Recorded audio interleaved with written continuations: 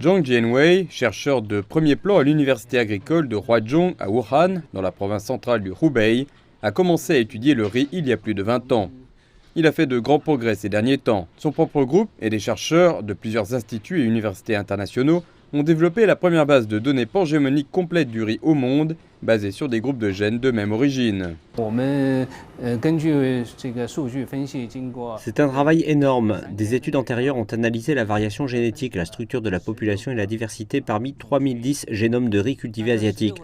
Nous avons ensuite réussi à les subdiviser en 16 sous-groupes.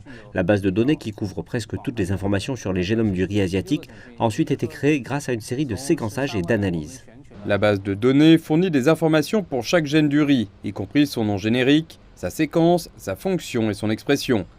Elle peut également fournir aux utilisateurs divers modules et outils pour faciliter la recherche, l'analyse et la visualisation de différents gènes de germoplasme et de relations d'homologie génique. Et c'est entièrement gratuit pour tous ceux qui souhaitent la consulter en ligne. Ce que nous faisons est une recherche très fondamentale. Nous recueillons autant de gènes de riz que possible afin d'aider les scientifiques à faire que le riz du futur ait des rendements plus élevés, qu'il soit plus nutritif, plus résistant à de multiples stress abiotiques et biotiques, et qu'il ait moins d'empreintes environnementales.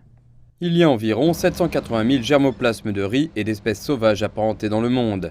La variation génomique de ces ressources contient des informations importantes pour l'amélioration des variétés.